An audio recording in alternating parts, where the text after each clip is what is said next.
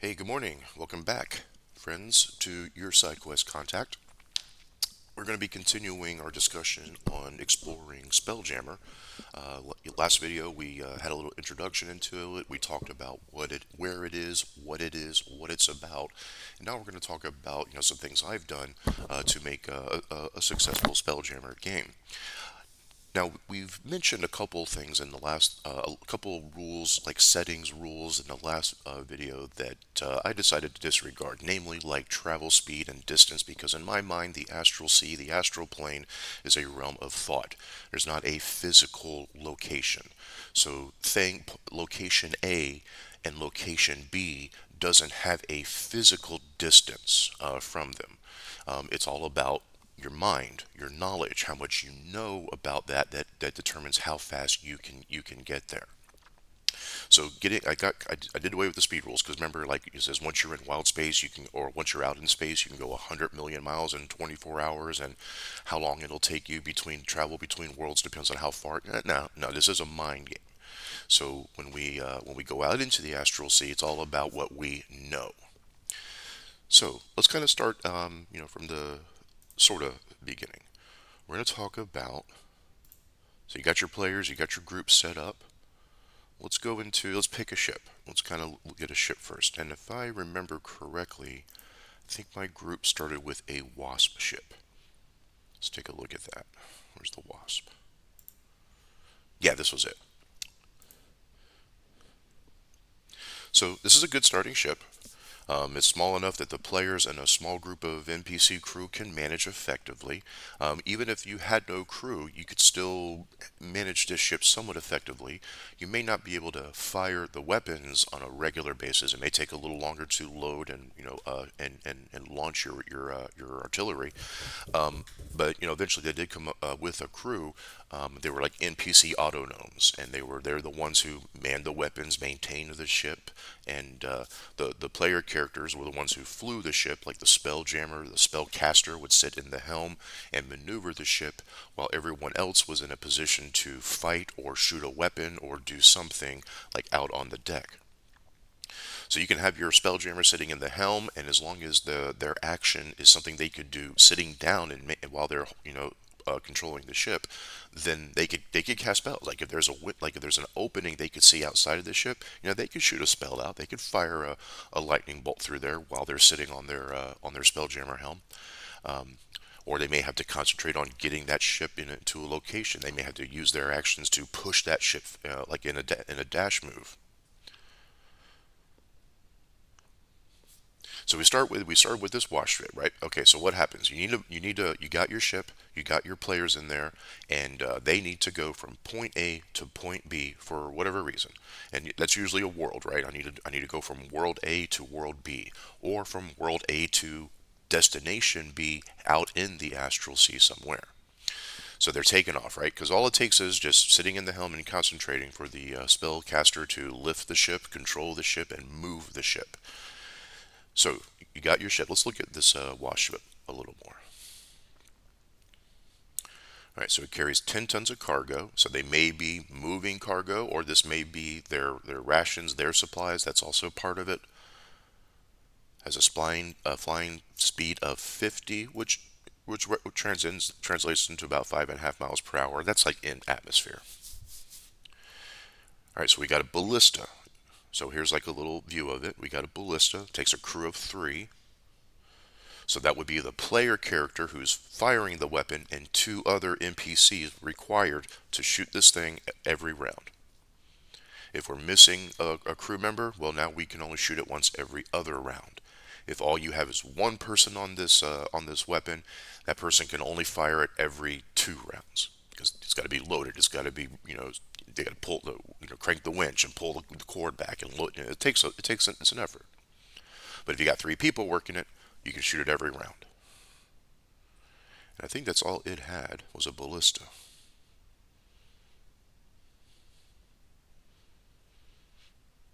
Yeah, kind of up here on the weapon deck. Okay.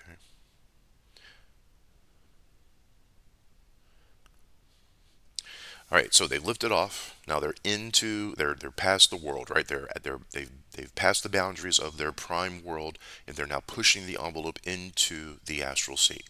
So once they're there, we have to determine the destination. And I pulled some of this stuff from the second edition book, Guide to the Astral Plane. I had that physical copy, so I figured it was a good thing to read through before I was setting up the Spelljammer game. And and here's how I went with travel times right here.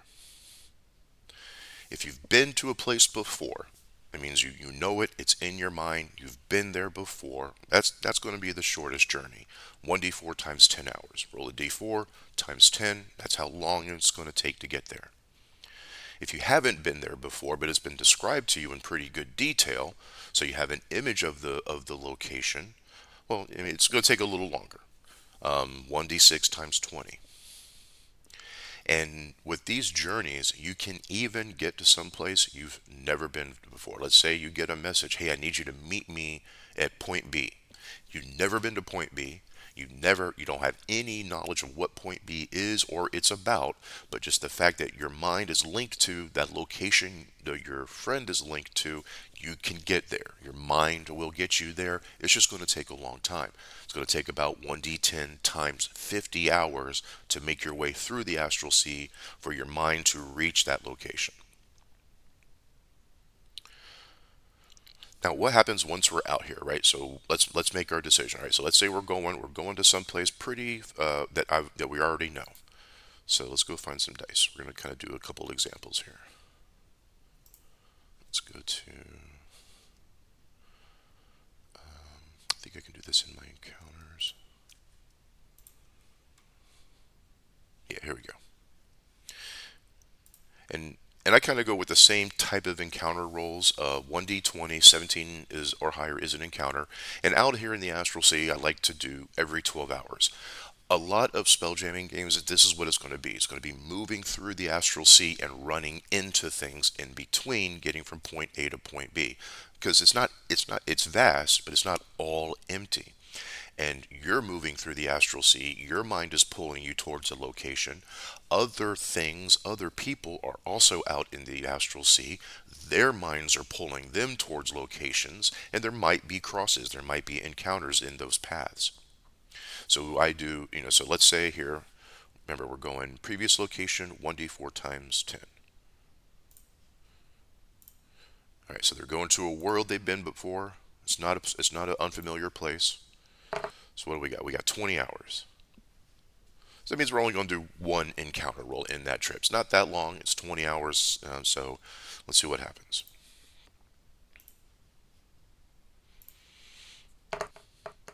All right. So 20-hour journey, which incidentally is going to be enough air. They're going to have enough air. They're obviously going to have enough food to make it during that 20-hour journey. No encounters. They arrive safely, and they can do whatever it is they need to do once they reach their point B.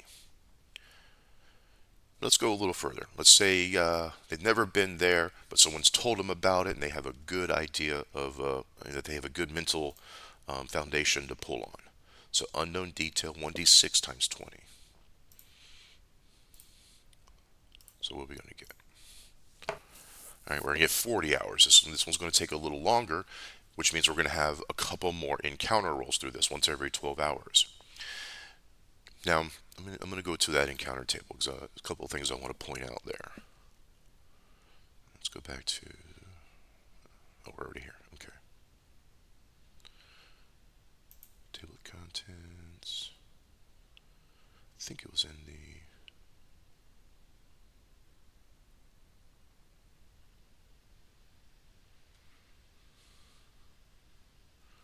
Possibly in here. Ah, here we go. The encounters.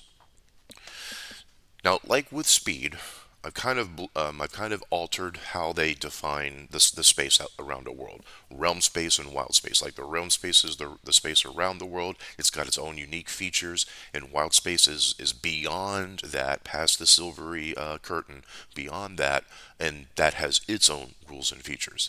I sort of blurred that, but it does come with two separate encounter rolls. wild space, and the astral sea. Um, Now, actually, I got my terminology messed up. Excuse me. Wild space would be the place, the space close to your world. Astral sea is that which is beyond. So let's say our first encounter is we roll our first encounter roll, and it is an encounter. If it's the first encounter roll, so that would indicate to me that we're still close. We're still in close proximity to our, astrally speaking, to our original destination. So we might go with a wild space encounter. So it's like, first roll 12 hours out. What are some things we could find out here?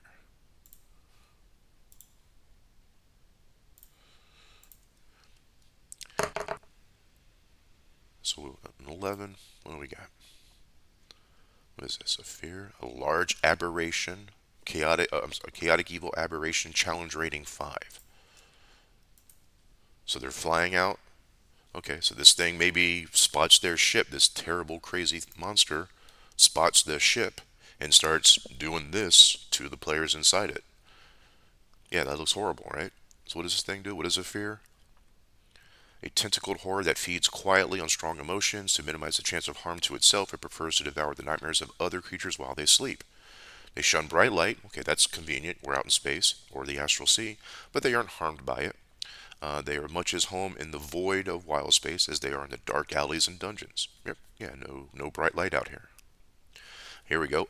A figure that crosses a spell jamming ship tries to enter the ship air envelope and stow away, remaining secluded and invisible until it finds a sleeping victim it can attack, then retreats rather than allow itself to be in a confrontation.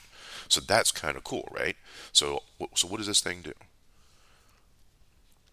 Tentacle nightmare fuel. Okay. The fear targets one unconscious creature it can see within 10 feet. Target must make a DC Wisdom save or take 27 psychic damage. And then the fear gains temporary hit points equal to that damage. So that's pretty cool, right? So this is going to be a very haunting thing, right? Because your players aren't going to see this thing. It's not going to just, okay, this monster attacks. No, this is something where it sneaks in and starts messing with the players while they're asleep. Player one, maybe they fail their save. We describe terrible nightmares to this player. Roll some damage. Oh, and you take damage. And they're like, what? And he probably wakes up. He's not rested. He's taken damage. He or she, and the rest of the players like, what's going on? And maybe the next thing that happens, another player has to make a such save. So this may be a lingering problem that the players will have to eventually kind of work out and discover. So this would be a perfect example of a good spell jamming encounter while your players are moving from point A to point B. And that's my cat hollering. Um, and it's not like okay, it's a battle right here. Dragon flies by, let's fight. Oh, this is more sneaky, more insidious. Now, let's say we have an encounter roll that's a little further out. So now we can move into, where were we? The astral sea encounters.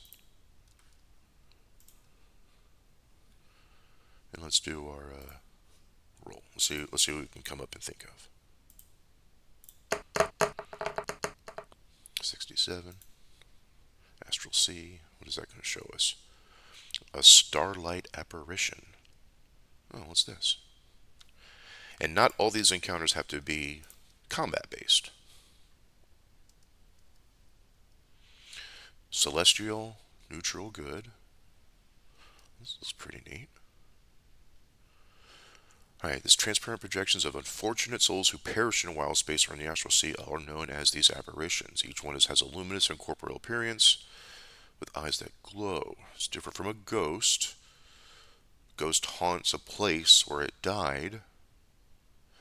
The starlight apparition is to help someone else avoid a perilous obstacle or difficult task.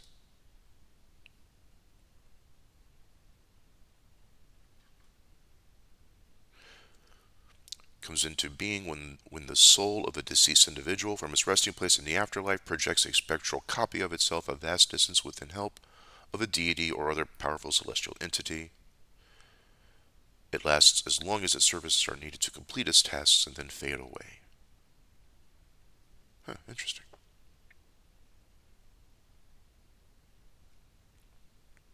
So we would want to think of like how so if our players are good aligned, right? This thing may appear to warn them of something, right? And then we can start thinking of ahead what it is. Maybe they're coming close to a terrible threat, a horrible space monster. And I don't want you to. I don't want you to. I'm gonna steer you away. Maybe that adds time to our travel, but otherwise you're gonna have to face something that you maybe can't handle. Which brings me to another point on these encounter tables. Some of these things can get pretty powerful.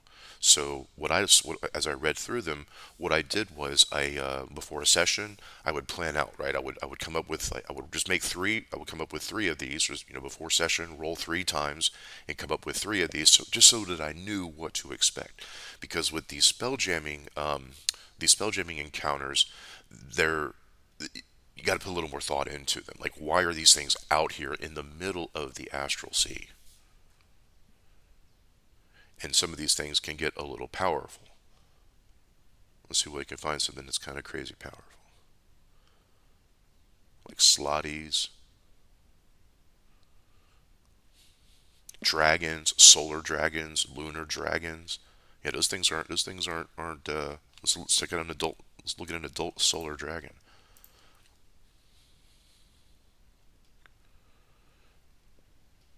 Yeah, this isn't chump change. Right? Look at that, challenge rating 14. So if I was planning ahead and I rolled, one of my rolls was an adult solar dragon, I'm thinking, all right, this is likely not a combat encounter because this is probably going to obliterate the players at this point. So why is this here? What is this solar dragon doing? How does it affect the players? What does it want to accomplish? Maybe it can get the players in on its goals, its schemes, whatever it's wanting to do. But I wanted to kind of come up with that in advance because, in the moment you're running the game, if you roll an adult solar dragon and it can't be combat because it's going to destroy the players, we have to, why then? What is this counter about? And that might require a little more thought than I can do right at the moment. So roll them up ahead of time, so that way that if you do roll an encounter, you can just pull off that list. Okay, here it is, and you've already thought about what that encounter is going to be about. Now, sometimes you plan ahead, you make those lists, and there are no encounters. That's okay. You can put that list aside. Maybe that's for next game, the next time you roll an encounter.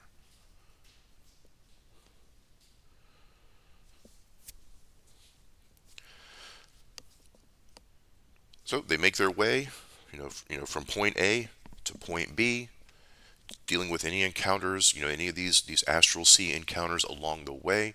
Once they arrive at point B, then they can kind of do their, whatever it is they were sent there to do, or whatever it is they're going there to do. If they're going there of their own accord, if they were sent there, what have you. Now, a couple other things I wanted to point out, some features of the astral sea that players may encounter, and I decided to put those and make those like a roll of 20. Like if I'm rolling an encounter and it's a 20, it's going to be one of these things. They're not as frequent, but you could stumble into one. You can stumble into the body of a dead god. When gods die, their essences seep into the astral sea, and they manifest as gargantuan dead divine corpses that people can land on and build cities on, kind of like its own world, essentially. And a dead god is full of magical resources that magical things would like to try to tap into, like the brain fluid, the heart, the all that stuff of a god could be used for powerful spell components, just doing all kinds of crazy stuff. So if you encounter the body of a corpse of a dead god, there might be already things on there doing things. You could run into like another type of astral location, such as let's go find it here.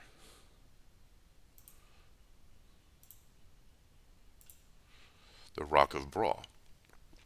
My group spent some time here. This is pretty. Really like this image. I think that image is pretty cool. But yeah, this is a floating rock out in the astral sea that has a city. It's a city, and it's a port. Spell jamming ships come here, It's got a dock ward. It's even got a prince and a ruler. So it's very similar to a traditional D&D city. And one of the funny things was the players made their way into a bar that was owned and ran by a beholder. I think it was called like the Happy Beholder. They were a little skeptical of that. They're like, whoa, what was this? I'm like, yeah, yeah, he seems to be a nice guy. He's a beholder. What are you gonna do? So going to the Rock of Brawl, that's a tip. That's a type of an astral location. There are other races, other beings who build locations out in the astral sea. Astral elves, Githyanki, mind flayers. You can find an outpost where they have set up. One of the outposts I used that my play because they're still low level at the when we started this game was an outpost of gnolls, and this was where the gnolls were coming from, who were antagonizing their home world.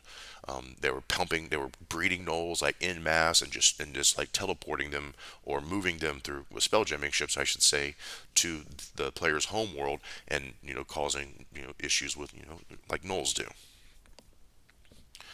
And you can also run into a psychic wind. It's kind of like a hurricane-like maelstrom of psychic energy. Because remember, this is all a realm of the mind, and just like in a physical world where all of the energies around it create weather and storms, same thing happens in the astral sea. All the mental energy out there moving about can create patterns and create storms, and these psychic winds come through, and you got to kind of deal with it. You got to make rolls and handle it, or things can happen. It's not like a fight. It's more like I have to endure this storm, and that requires some rolls.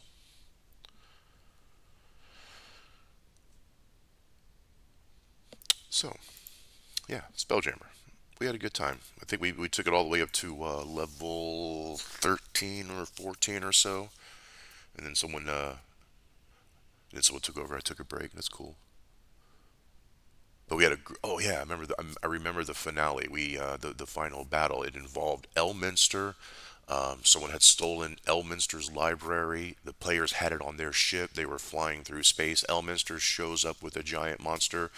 Some other factions, I can't remember who, showed up with their stuff, and so then they were all wanting to steal, or take Elminster's library, and the players had it. And it was a big. It was they were caught in the middle of that, and it was a big fight. It was cool. All right, friends. Well, that's Spelljammer. I think covered what I wanted to talk about there.